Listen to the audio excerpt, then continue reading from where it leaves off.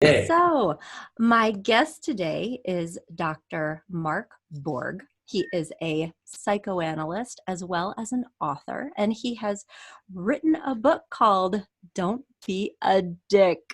Hmm. Change Yourself, Change the World. Dr. Borg, I'm so excited to speak with you today. Thank you for joining Uh, me. Thank you. I'm very, very happy to be here. Oh, well, I can't wait to talk with you about your book. It sounds fascinating. And so maybe we can begin. Why don't you take just a moment to tell our listeners a little bit about yourself, the background and experience that you drew upon to write such an important book. Well, it's funny. I have the good fortune to have sort of stumbled into the field of the general sort of mental health care all the way back in 1988. I was sort of stumbling around after I got out of the military, and I did a volunteer. I had a volunteer commitment at a developmental disability center. I really just was very, very, very much drifting at that time. I didn't know what I wanted to do. I was starting college. Actually, all I wanted to be was a writer. I wanted to write fiction, and I wanted to write punk rock songs for a raucous band that I had back in the 80s. Yes, I love And, it. and that very much still absolutely influences my it influences my writing. It influences my thinking. I sometimes think that it actually influences how I interact with my clients here. I'm a psychoanalyst, so hmm punk rock and psychoanalysis don't seem to go together, but Oh, I get it. I am a fellow closet punk rock shrink. It's a different sensibility, isn't Mhm. it? It's a Yeah. little bit, I don't know. I appreciate it. I too am a Gen Xer, and there's just a certain, I think, philosophy, like way of looking at life that goes Mhm. with that whole thing that is very direct a lot of Yeah. times. And I Yeah. think I see Yeah. where this is headed. So please Uh-huh. continue. Right. Well, and it's funny because back in the 80s, we used to call it slam dancing. As the 90s came around and we had kind of a different style of music, but still, Shoegazing. yeah, Yes. well, and what was then called slamming, it became moshing. And I think there's a difference between slamming and moshing. I think, moshing, you kind of like, it's dancing, you're going in a circle. It's still, there's a lot of flailing arms and legs and all this kind of stuff. But moshing is different than slamming, because in slamming you literally would go home and have to explain to your mother, why your nose was bleeding, like things Yeah. like this.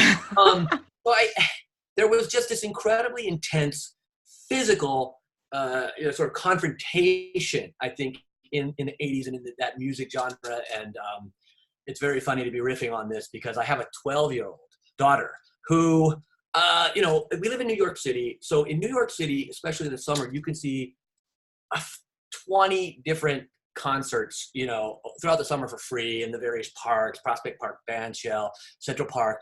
So my daughter, from like age 0 to 12, was exposed to so much music, Oh, so many yes. amazing bands have come Yep. through New York City. But up hmm until about a year ago, she was like, whatever, dad, okay. And then I have a younger daughter who was even more whatever. But about 6 months ago, my older daughter's like, Dad, she starts, all of a sudden she wants to wear a Dead Kennedys t-shirt. She wants to wear a flag. She That's wants to go see the awesome. Misfits, the Damned, and Rancid for her birthday. Oh my So, goodness. all this by way, there is something about this There because, is. There you is. And I just know, have to tell you, I totally get it. I have an 11-year-old, and his favorite artist, he really appreciates David Bowie first and foremost, but he has yay. a deep appreciation for all things punk rock. And he's a little snarky about like Uh-huh. pop music, like that kind of thing. That's But like right. that is our child. That's right. Mine too. Mine too. Mine too. The pop stuff. And the funny thing was, a couple of years ago for her birthday, I and like every, I think mostly mother from Brooklyn to New York City took their daughter to see Katy Perry at in Brooklyn at Barclays, and there I am at Katy Perry, and she's great. I mean, she has, Smiling, nodding. I get it. yeah, I mean, Yeah. she's so out there and she's so into it and she's so welcoming and hospitable. And so, I was like, okay, a couple of years later, you want to go again? You're like, come on, Dad. I want to see, I want to see Rancid. I want to see the Stiff Little Fingers. I want to see the Addicts. I'm like, oh. And we went and saw a band called the Mountain Goats. I John Darnielle. love the Mountain Goats. Okay, I do I've too. actually been requesting permission to use one of their songs on Oh, as the intro No Children music. by chance? How did you know? That's like the one, It's the right? best. It's the best breakup. There is no I know. talk about don't be a dick, right? That should be Exactly. the right. And I mean, we're coming up on divorce season. So it's that, like been the anthem in my head. oh my Totally. God. It's awesome. Isn't that amazing? Well, so I mean that's a wonderful, wonderful. I hope I cut myself shaving Yeah. today. I hope I bleed all day long. Oh my God, right? I Woo. know it. It's good stuff. I know. So I We have take like my- all kinds of 22-year-olds right now. Yeah, yeah. What they're talking about. You will. You will. Well, I was shocked at my daughter, who's really into punk, because Mountain Goats aren't really punk, but they certainly have the mentality, right? They Yeah. have the emotion, they have the angst, they have the So they were playing a free show this summer at the East River Amphitheater, and I said to my daughter, I said, hey, let's take a bike ride. And let's go down and see if we can catch the sound check. Maybe we'll get to talk to the guy and see John Darnielle, cool guy. So we go down there for the sound check, and there's about 10 people in the audience, and he plays that song. It's from the new album, and its refrain is, I want everyone to get high. You know, that's the refrain. And it just so happened that the next day, that song was in my daughter's head as we were going on some family picnic, and my wife was like, what are you exposing our child to? You know, my daughter, my 12-year-old, I want everyone to get high. And my Japanese wife, you know, is like not thinking that's funny. She's not thinking it's cute. And it's hard to explain to her, but it actually is an anti-drug song. I mean, it's actually, you know, Darnielle satire. Talking about Cool. Got it. fun. Yes. So anyway, Yeah. all that to say, somehow that, you know, it comes with me. And you know, I kept going in the field. I worked at a psychiatric hospital for adolescents for 4 years. I went to California School of Professional Psychology, got a PhD in community and clinical psychology.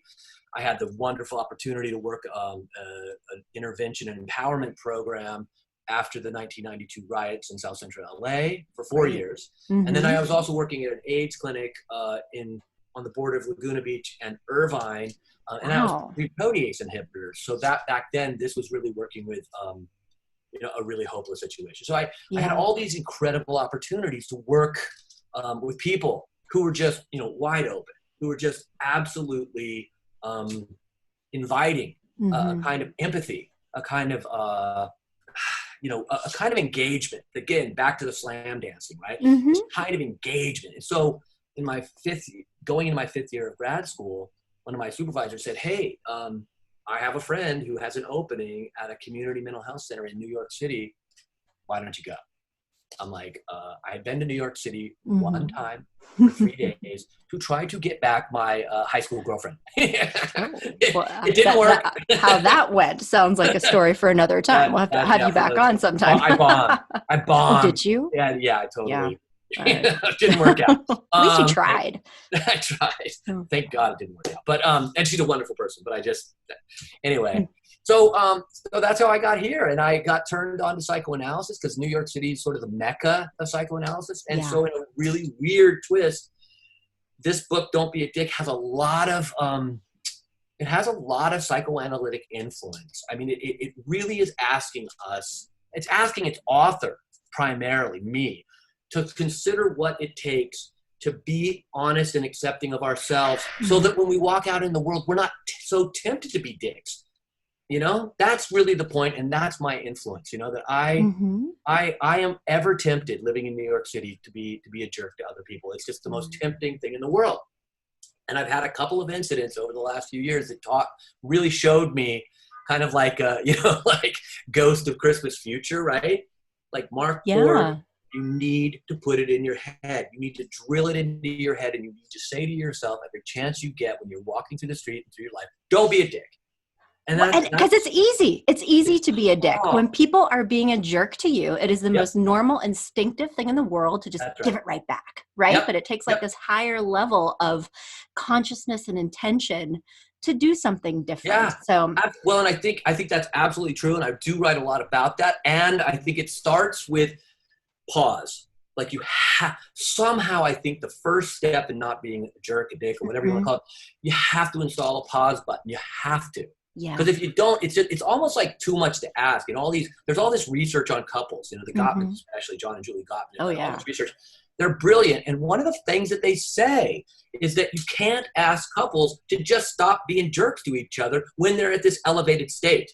There's got to be something in between. There's got to be you can't ask them to problem solve when they want to like wring each other's throats, right? Right. So they offer this kind of calming moment of pause, take a moratorium, do whatever you can, and then let's get back to the hard work of rupture and repair, right? Then, like I'm not asking, and nor are they asking the impossible of ourselves. Yeah. I'm asking let's develop a very gentle program for helping us, first of all, be kind to ourselves. Because anytime we accept the invitation to someone else's dickery or jerkery, we're not going to be kind to moi. Yeah, definitely. Well, and so it starts, I mean, that ability to pause even is, I think, built on this foundation of self-awareness. It starts even with like, I am beginning to get elevated, therefore I should pause. And I think that this is kind of taking us into like the depths of what you probably do as a psychoanalyst, I'm guessing, is a lot of increasing self-understanding and self-awareness and kind of putting those pieces together. Would you say that is really kind of that like first level, if anyone wants to have just a more friendly, pleasant, loving like experience, relationships, is that where you go first typically? Is that self-awareness piece? It's really interesting that you said that, because I love the idea, because I think maybe another way of putting that is, yes, there has to be some essential sense of safety, right? There has to be some sense that like this person that I'm exposing myself to is not going to hurt me. This person that I'm exposing myself to is my ally. This person is here on my behalf. And I can tell you that, interestingly, the biggest mistakes I've ever made as a psychoanalyst is to try to do that hard work before establishing that sense of safety, that you can, do the hard work that you're talking about, the hard work of accepting myself, the hard work of allowing that acceptance to, really influence my relationships with other people. Yeah. So I really like what you're saying, because yes, I mean, especially my school of psychoanalysis, it's called interpersonal psychoanalysis. And even like, while we're even talking about this, if this is okay, like I'm also imagining there might be people listening to this conversation right now that do not really have like, what is psychoanalysis? How is that different from like, typical therapy or other things? I mean, could you give us like the 90-second high level of like, what is psychoanalysis? And then let's talk about that interpersonal piece. I mean, again, the real point of psychoanalysis is to get at the depths of our unconscious. And the way that a psychoanalyst really helps, we call them analysand, whatever, but the technical analysis, yes, yeah. So, what we're really there to do is we're there to create an environment where that person's unconscious mind, that person's unconscious experience, their history of actual relationship is invited to play itself out in the interaction between client and therapist. We call it enactment. And we're literally trying to recreate in the interaction between psychoanalyst and analysand, patient-client. We're trying to create an atmosphere that person can then bring forth all this old, repressed, associated, traumatized, that we're trying to create a place that's safe enough that person starts to play it out with us. And we're able to say, okay, we worked our way into this dark, horrible, scary, hurtful place. Now it's our job together, client and analyst, to work our way back out. And as we work our way back out, we transform. We become different as we work with that analyst. Let's say me, because any psychoanalyst has to go through a full psychoanalysis or himself. So our process is to go into the depths of our own mind and work with someone else that we trust, that we've developed a really caring relationship with, to inch our way back to a very different experience of ourselves and others.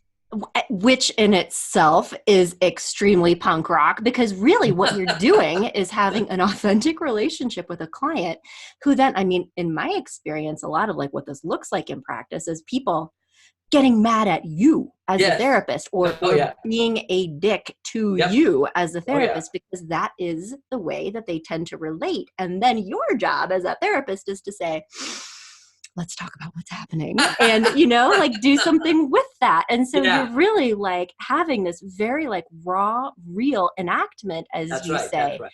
That's exactly. And that, it sounds like perhaps is where a lot of these experiences maybe kind of began that led into this book, is like just sort of, is that what happened? Absolutely. I can tell you, maybe as we go, I'll tell you some of the like most profound influences. One of them being a moment I bombed out my work group. I have this writing group. We've actually written 2 books, and I just carpet bombed the thing.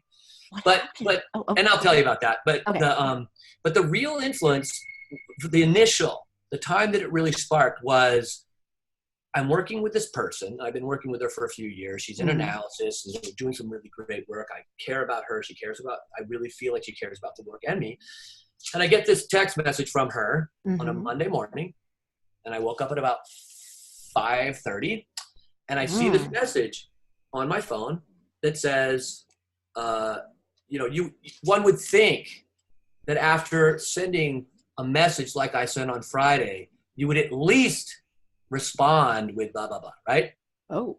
So here I am working years with this person. Here I am feeling blah, blah, blah, blah, blah, blah, feeling so righteous, feeling indignant, feeling like this person doesn't respect me. She doesn't appreciate me. She's writing to me on this off hour. We analysts have these strict texting you. Blah, blah, right. Blah. Yeah. And guess what I did? What? I wrote her an email at 5:20 a.m. on a Monday morning. Then what happened?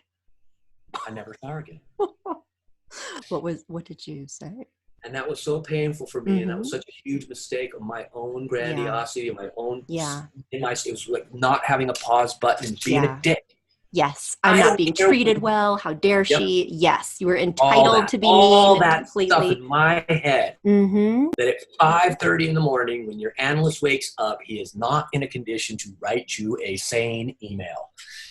And that was the beginning of this journey. That was it. Because I cared deeply about this person, and I only can imagine how betrayed and hurt she must have felt. I don't have an opportunity to find out, because as much as I wrote several letters of amends, right? With some moments of dickery are so awful. They come so out of the blue. And that's a really great point. Because dickery, jerkiness, douchebaggery, whatever term you want to use, I think that it can be easy to minimize, or like we sort of see it through our lens. Well, I was really upset, therefore it made sense to me at that time. And sometimes people don't really appreciate how toxic and fundamentally damaging to relationships these little micro moments can be, particularly when it comes to like romantic relationships or marriages. I mean, those small moments really matter. And it sounds like in that experience was that kind of like naked lunch William Burroughs, another godfather of punk rock. That another one of my favorite movies of all time. Yes, the naked lunch moment where you're like, oh, I see what just happened very clearly. Right. And and totally. And that sparked this, it sounds like exploration of yourself. Yeah. First of all. Yeah. That's right. Well, and that's what I'm really, one of the funny things about this freaking book is that it's not funny. It's not funny. Like I have a wonderful agent. I love her to death. And she's like, when I first told her about this book, she said, this is going to be so great. We're going to be right up there with, like the Bennett's, like the F Feelings book and all these great books that are truly hilarious. I mean, that book, F Feelings, is one of the greatest, most funny, most helpful. I mean, I recommend it. It's such a good book. It is, yes. But the problem with comparing that book to mine is my book is not funny. It has a funny title, but I'm really inviting the reader to a real personal exploration of what's underneath this. There are funny moments, I have a funny word. I call it turd hurling. Ha ha ha. There are some funny things, and funny words and whatever, and incidents, but really, because it hurt so much to be a jerk, because it hurts so much to be a dick, especially chronic dick. Like you're sentencing yourself to isolation, right? You're sentencing yourself to living at war with the world. I mean, that's a good point. I don't want to live at war with the world. I live in New York City, and I was walking to work with another clinician this morning. I love this guy. He works at Mount Sinai. We walk to work sometime, have coffee. And he works with their substance use program. And he was telling me about this incident where he was driving to work, and somebody cut him off. And the next thing you know, this person is like, F you, mother, F you. I mean, it's New York. We're pretty... We're spicy. We're trigger happy. Spicy. Right? You're sassy. Yes. Yeah, really. Like this was like, I want to fight you, like pull over and blah, blah, blah. Oh boy. My friend's like, come on, I'm going to work at I'm a substance use counselor, and I'm not going to pull over. And you can't scare me. Yeah. But the thing that like just was unbelievable. This morning on the way to work, as synchronicity would have it, he tells me that as the car passes him, there is this little like 5-year-old hand that comes out the back window of this car with its middle finger out. And my friend is like, okay, that's the example of what I don't want to be. I do not want to be that kind of parent. Well, I don't want to parent my children to be like, hey, here's what you do when you get mad. You tell other people to F themselves when you're 5 years old. Wow. This is like, sobering. I get it. I get it. Like, because it's not just you and how you conduct yourself in the world, but like you're being watched, especially if you have kids, right? And then the generational messages about how do we treat others? That's right. Right. Rolling downhill, doesn't it? Yeah. Especially if you have an 11-year-old kid, right? Because my punk rock daughter, this time last year, at this time, almost exactly to the date, she just turned on a dime. She'd been this like sweet, My Little Pony watching, dolls and art and horses to like punk rock. It's punk crazy. Rock, shut the door to her room, knock before you come in. Okay. I'm dreading it. Boys go a little slower. I mean, our son has a deep appreciation for like Velvet Underground. He's very moody, but like the other day I was getting ready to do laundry and I cleaned out his pockets. I found 3 bottle caps and a little Lego figurine and like a little like eraser that was shaped like a fish. It was like, oh my God, stay pure, pony boy. But I know it's coming. So envious. I want a time machine. I want to, because it has been it's been quite a year. It's been my relationship with my older daughter has been a challenge to my own sanity. And you know what? It's very easy, again, to apply the principles that you're talking about in your book, because it's not just people who cut you off in traffic. It's when you have a angsty little tween who is probably, experimenting with their own adventures and jerkiness. Like, how do you respond to them in a way that is helpful? So, I mean, broad applications for your work here, sir. Well, and I'm so fortunate. My wife is also a therapist, and she's Japanese, and she is just going through the Ackerman Institute, which is family therapy. She mostly likes working with couples. She has a blog on Psychology Today, and even with all that, and even with all my training and whatever, we still we have to like ally ourselves and go into a huddle and go, what do we do? What are we going to do about our children? Oh totally. My God. They're growing up in downtown Manhattan. They're just, they go to school 6 days a week because they go to 5 days of regular school. And then since they were 3, they've been going to this Japanese school on Saturday. Wow, how nice. Yeah. It's wonderful, but it's it's so a lot much work, and so we really do try to have this balance, like this gentleness, this caring, this understanding. That, for instance, maybe like Sunday they're off, they nothing, they can just like sit in their room and lounge around and watch Netflix or whatever they want to do. Totally. It's been really an education, having these children who require us to be so aware of how we can be jerks.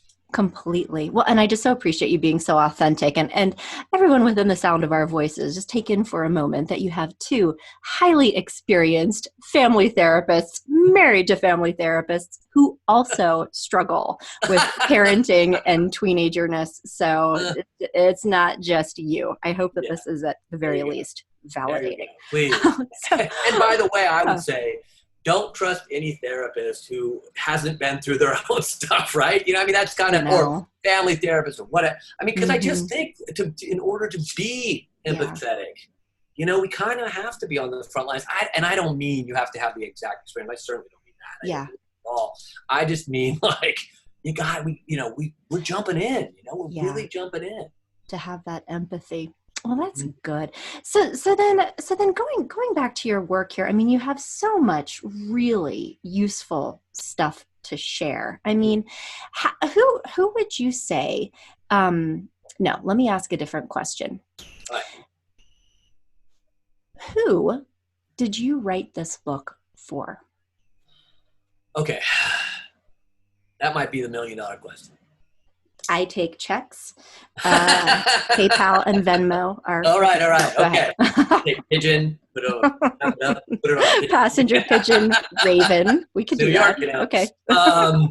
So, gosh, I don't know where to start. So, because again, it's amazing synchronicity. I was talking to the same guy this morning, and I don't even know why we're talking about it. But we were talking about how I got started in this project with the other guys. So I'm working with two guys, Danny Barry and Dr. Grant Brenner, and we've written 2 books. One of them's called Irrelationship, and the other one's called Relationship Sanity. And they go together. Irrelationship talks about a psychological defense system that 2 people create in relationship with each other to defend themselves psychologically against the very things that we think we want from love. Empathy, I want to read that. Intimacy, emotional investment, and vulnerability. It's a heavy duty, hardcore, gnarly in your face book. I mean, it's so really interesting though. I'm like looking that one up. If you're at all worried about your relationship, like don't read this book. Noted. Thank you. So and then but then there's the second book, which is Relationship Sanity, which gives a lot of tools and a lot of exercises for actually working through your relationship. But the whole project started out about 12 years ago when I got together with 2 other people and started working on a book called Human Antidepressant, which didn't ever come to be because it actually twisted and turned and became a relationship.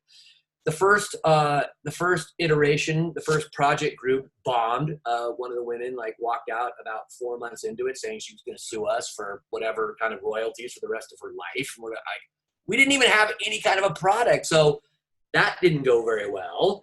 But I didn't give up. And I started literally Thanksgiving of 2010.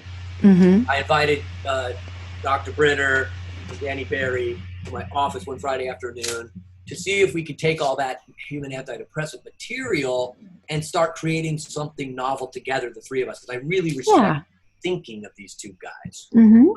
One of them was a medical director of my institute. One of them was my neighbor, the guy, and so we started working and we started putting together this manuscript and we got a literary agent. Interestingly, the hardest thing that I ever did in my life so far, one of them, aside from just, being loved and tolerated, exploding, which I still feel for my wife, 14 years later.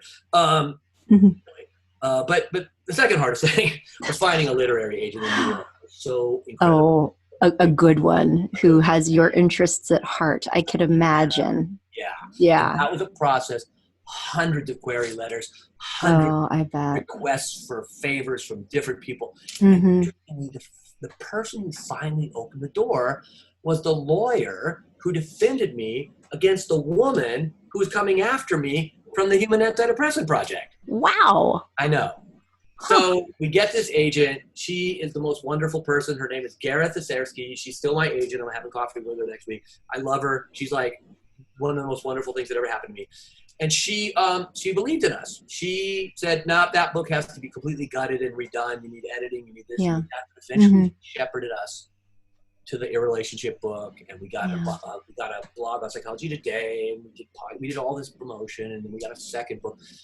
But as we were writing the second book, I kept comparing the group. Now we're at about 6 years together, right? Yeah. I kept comparing the group to marriage.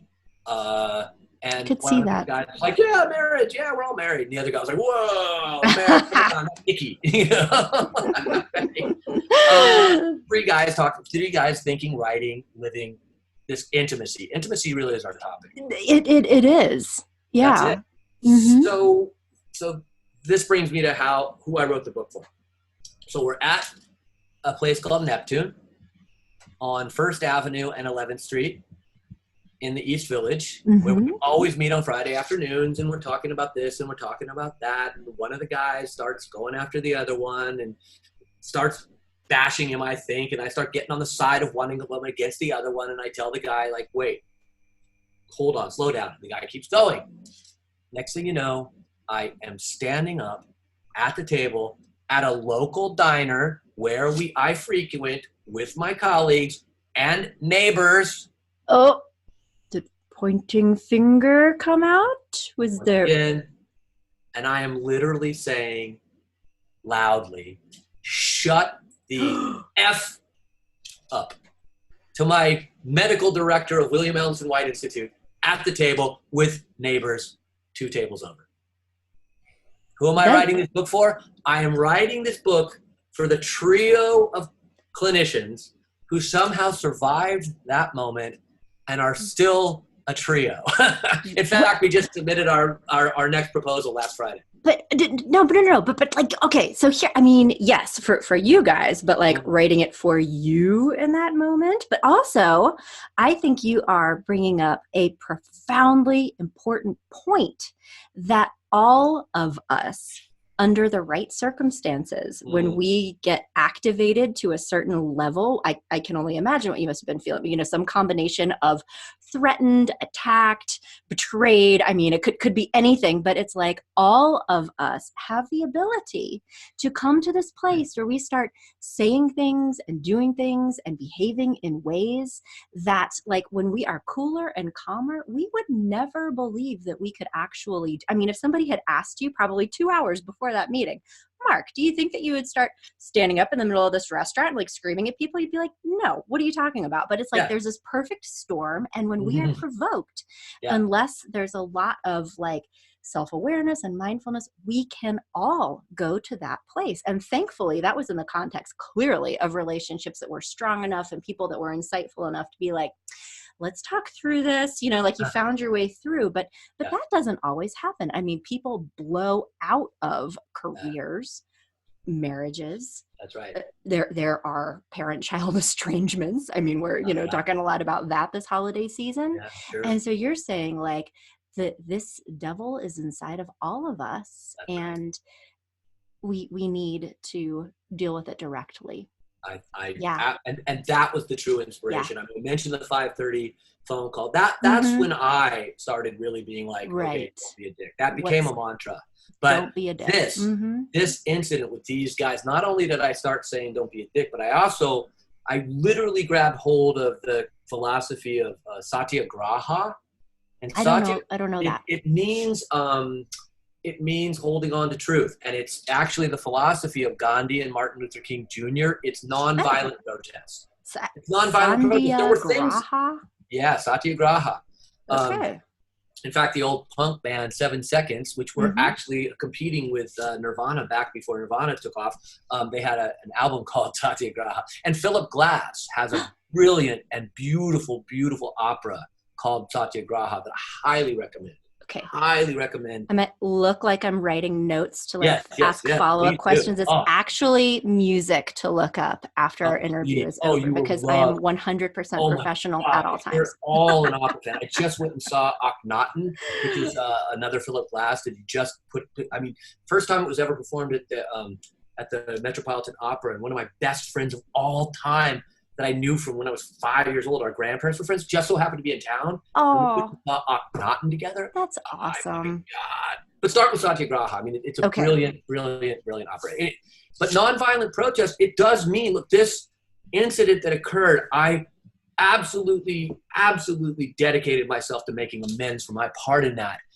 And I still put myself in Satyagraha because there were still things about our group that I wasn't going to be passive aggressive. Yeah. There are things still to, and I think Satyagraha is the opposite of passive aggressivity, because it's making a conscious commitment to not act violently or poorly toward other human beings, especially when you don't like what they're doing. Well, it doesn't mean you're giving consent or assent, right? It doesn't mean you're agreeing. It doesn't mean you're going to be a doormat. It doesn't mean you're going to let people walk all over you. Absolutely not. You'll still have boundaries, but you won't act like a jerk. You will not, because that's not having boundaries. Being a jerk, being a dick is an invitation for other people to bash you, to hurt you, to stomp on you. And satyagraha is saying, no, I will not engage in other people's destructive behavior or my own. Okay. Oh, this is so good.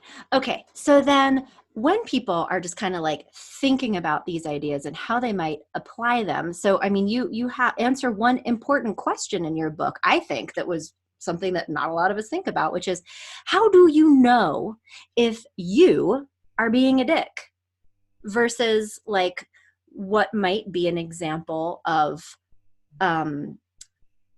reasonable, legitimate protest that is handled well? Like when does it turn into dickishness? Because you're saying like you don't want to be a doormat, and we need to manage conflict effectively and be assertively but not destructive. But what's the difference between that and being a dick? Well, how do you know if you're being a dick? Besides that people are getting mad at you. I mean, I have a terrible, terrible, horrible answer to that. Oh, ooh. And so many people that I told about this book prior to writing it, even, or as I was writing it, would say, "Oh, it's so great! I can't wait to give it to my uncle. I can't wait to give it to my colleague." My husband really needs to read this. My yes. wife, my kid, and I basically have a very simple rule that order a case. If you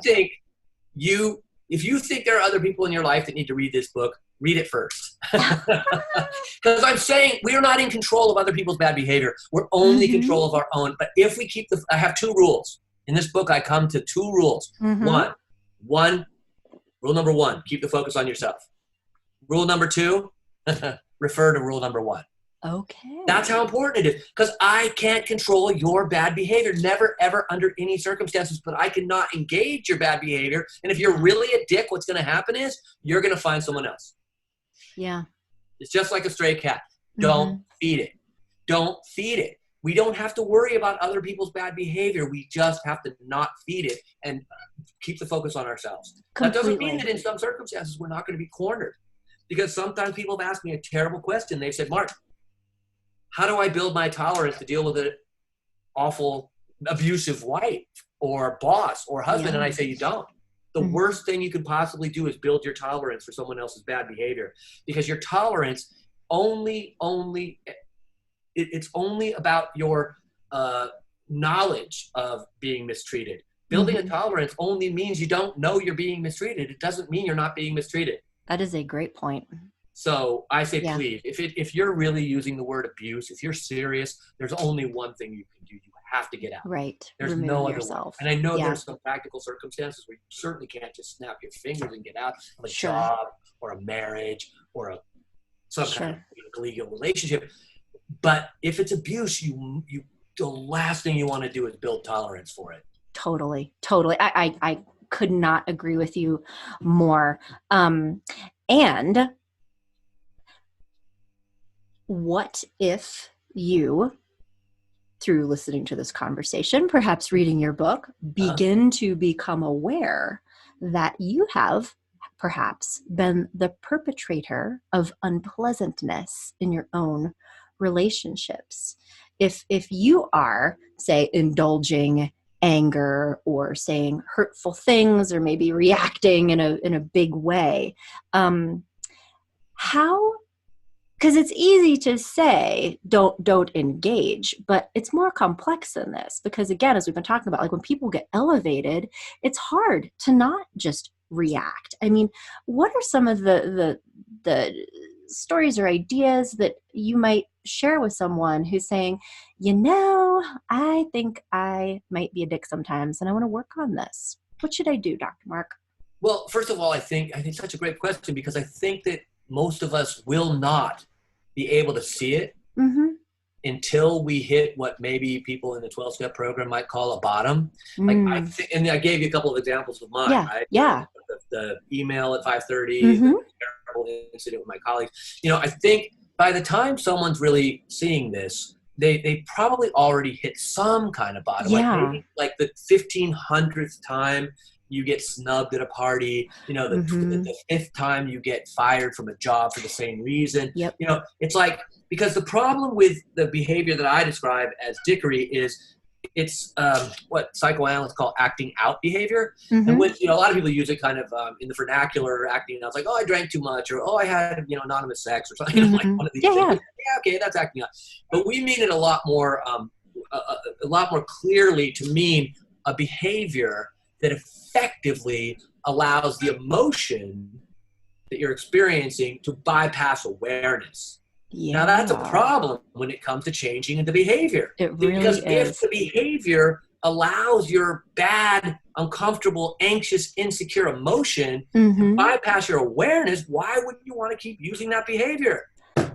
Because you can't stop it. Yeah, it's like it's bigger than the awareness. So much bigger. Yeah. So that's why this moment of bottoming out is so crucial. Right. And, I believe, because I work with a lot of substance abusers, and I believe that, the substance abuser comes in and tells me like, oh my God, I went to jail for the 4th time. Or, oh my God, I was in the psychiatric hospital. Oh my God, I had a car crash.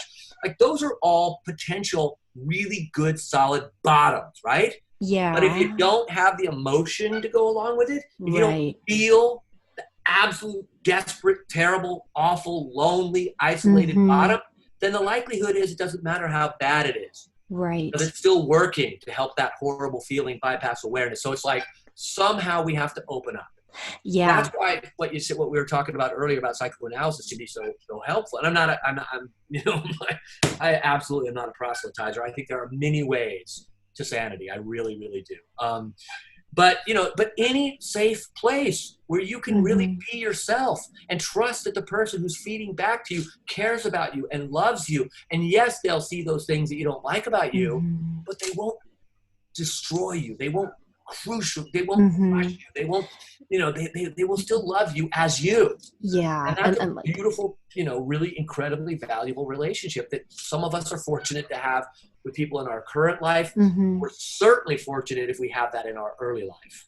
Oh, totally. But because it requires so much like vulnerability to be able to say, I messed up. I feel bad about it. I want to do better, and like have people to support you in that.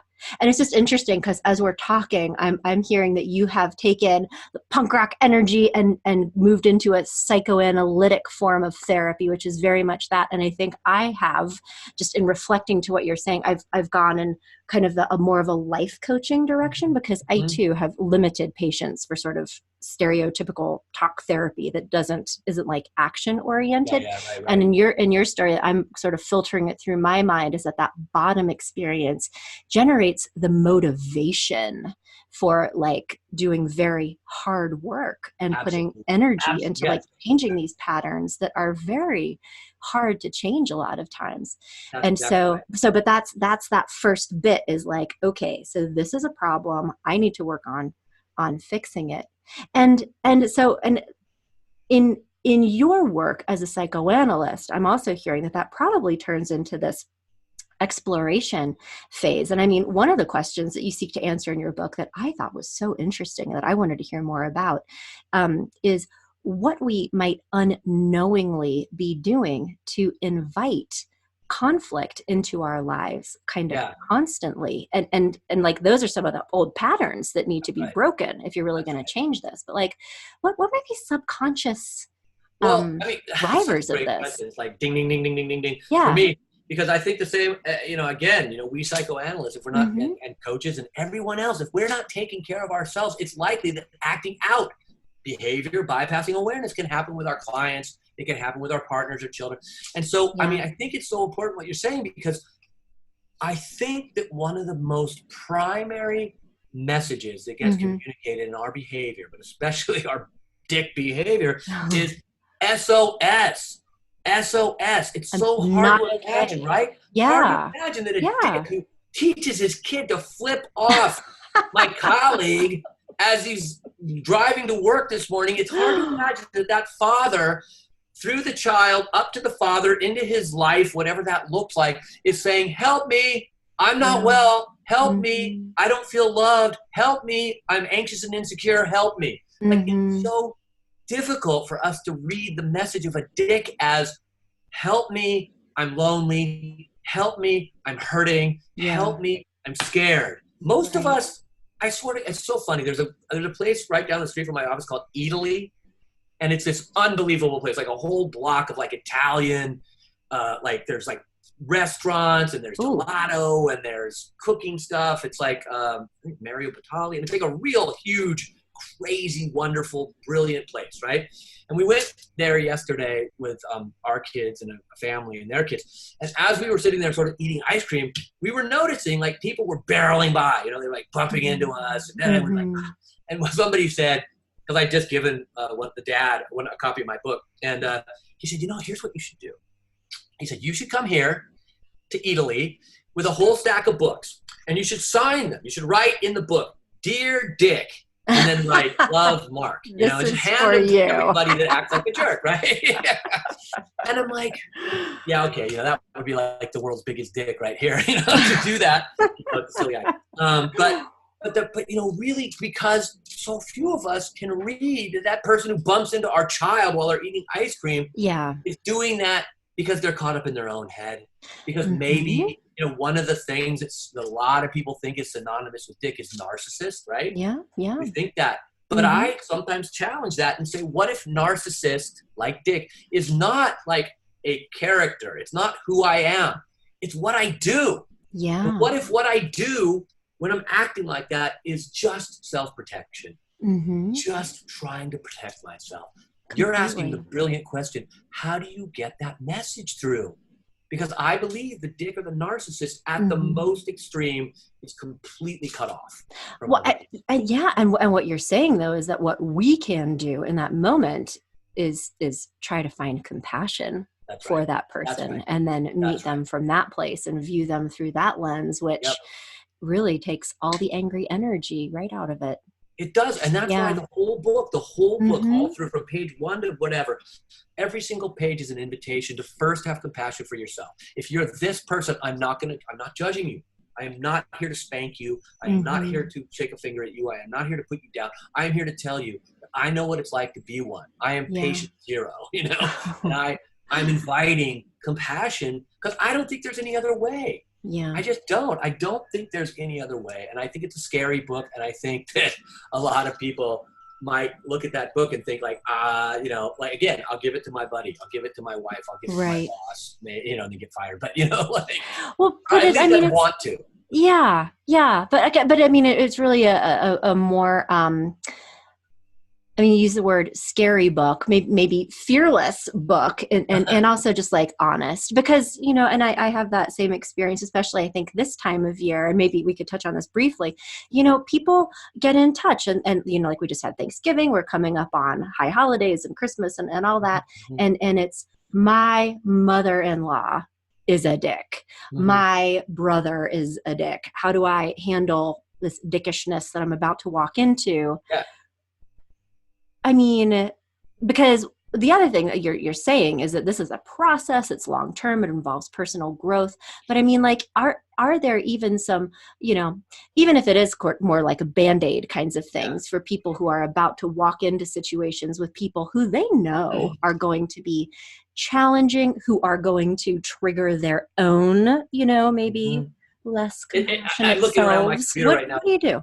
Yeah. I'm looking around my computer right now because I literally, like, I mean, there's so much synchronicity in this conversation we're having here. This was destined. God brought us together today. I don't know. I literally just sent in and it had published an article for a online journal called Mind Body Green. Do you know this? Mind Body Green? I'm not sure, but send me a link. The name of the article was 5 ways to avoid family conflict this holiday season. Ooh. And I use this whole philosophy of, you know, being a dick to really, I can tell you what they are because I said it did get published, so you can look it up if you'd like. Great. But it's I say be open to alternative outcomes. I think that we walk in preparing ourselves for dickery from other people. And what happens is that creates a state of anxiety. Yes. Anxiety is the anticipation. Not everybody says like expecting different results, right? I don't think so. People say, oh, insanity is, doing the same thing over and over again and expecting different results. And I'm like, no, it's not. Insanity is knowing that if you act this way, you're going to get exactly the same results. That's insanity, right? Yeah. So anyway, so I say, please don't. I tell my patients this all the time. When they say like, oh, it's going to be like this and be like that. And I say to them, you know what I say? That sounds like a commitment. That sounds like you're committing yourself to this awful outcome. Why don't you at least give yourself a chance to go in with some uncertainty? So number one, be open to alternative outcomes. Number two, excuse yourself from conversations that are going, again, don't feed the dick. Don't feed the stray cat. Right. Number three, don't take the bait. That's a big one. Yeah. Don't take the bait. Can we just talk a little bit more about that one? Because that's like really easy to say, don't take the bait. Yeah. And what happens in the moment is that somebody says something crappy to us and we're like, we get elevated. We're like, okay. Yeah. Then what do we do? Go back. Right. What did I say? Think about what our big, what are we installing here? Pause. Right. Pause. You can't do any of these things. The first one, you can go in already prepared, right? Yeah. By the time you get to the second one, excuse yourself and don't take the bait, you must have a pause button and you must allow yourself whatever time moratorium. If you need to excuse yourself, if you need to walk out on the porch, if you need to go to the restroom, even just to like pray to, the good Lord or whatever. Right. Right. Because yes, you cannot take you cannot not, I love the double negative. You cannot not take the bait in that elevated state. You're exactly right. So you're already on pause. You perhaps already gave yourself a moratorium. And then you get to number 4, don't take the bait. This is where your husband and your child come in, right? You form alliances. You're like, hey, dear, look, no offense. Well, maybe a little, but you know that I have a strained relationship with these people. Please be my ally. I need your support. I need your alliance. My wife and I have some slogans that we use as a couple. One of them is when we're struggling with something like this, we say, we are allies. So it may sound facile, but it works for us. Oh, completely. Allies, right? So take your alliance with you. Stay on your side of the, I'm being silly, like turkey, tree, stay on your side of the street. Yeah. If you've looked at the book has a huge component of inventory. In the book, I'm constantly asking people to, like, when they're upset, when they've hit pause, take a moment to think about your contribution to this. Not all bad contributions. I love a quote that says, not all inventory taking is done in red ink. So think about the good things you're doing. Yeah, definitely. Think about your assets, That's a good point. Form that. And then what you really can do is, especially with your allies, is start to form new family dynamics. Start to create different ways of relating. You really can do this. I mean, I give these steps and I go into a lot more detail, but I really believe we can do this holiday season. I really do. And if it's abusive, we go back to that. Yeah. But I mean, like, no, just what you just said, like there really are so many different alternatives, especially if people are taking your advice to find that compassionate place. I mean, it is possible. Like your mother-in-law says something kind of snarky about your parenting. I mean, like that could be a very triggering thing. It's experienced as dickish. And it is possible to meet that with a, you know what? One of the things I admire about you the most is how devoted you are to the well-being of your grandchildren. Like you and I have different ways of doing things, but you love them so much. And I'm so glad they're in your, and that's like a totally new moment. It's Absolutely. A totally new moment because you saw maybe someone's noble intentions behind their jerky behavior. That's and right. Yeah. And again, I've bombed all these things myself. As have I. And I believe profoundly in the process of rupture and repair. Yeah. This is like this developmental psychology tells us, like, good relationships are not based on like people being in sync all the time. Good relationships are mostly based on people not getting along and then having to work together to get back on track. It's called rupture and repair. So all of these are opportunities for that. I mean, like we have so many wonderful opportunities to fix things. And when you fix them with someone, like fixing it with my colleagues, fixing it with them, like I believe we are in a stronger relationship now. That's like I said, awesome. We just submitted a proposal for our 3rd book on Friday. So we're together. Well, that is wonderful advice. And first of all, you have been so much fun to talk to. When that third book comes out, I hope you get back in touch with me so we I'd can love to. discuss that It's one. wonderful. But in the meantime, this has been wonderful. And maybe you could just tell our listeners a little bit more about if they want to check this book out, where they might find it, how they might Okay. learn more about you and your practice. Okay, I walked to Barnes and Noble at Union Square with my child on my 12-year-old on Saturday. We saw that it was on the shelf. It was very Yay! gratifying feeling. That's exciting. But if you're not in New York at Union Square, I think that probably local bookstores. I know you can get it on centralrecoverypress.com. That's my publisher. I know BarnesandNoble.com, Amazon. There's actually an Audible version. So if you're driving and I'm from California, so like I'm from the land of road rage. Listening to this book might be a good option to that. I love it. Okay, so it sounds like it's just widely available. Yeah, and again, the book is called "Don't Be a Dick: Change Yourself, Change Your World" by Dr. Mark Borg. And do you have a website like for your practice or anything? If people are like, "Ooh, I want to be psychoanalyzed by Dr. Mark." Yeah, again, Mark B. Borg Jr. is what you put in a Google search, and I just come up all over the place. I have a Psychology Today. I have 2 blogs on Psychology Today where you can find me. One's called Irrelationship, one's called Relationship Sanity. And then I have my own personal for, clients and all that kind of stuff. So, oh, that's wonderful. Yeah. Well, thank you again for talking to you. This has been great, like the punk rock interview.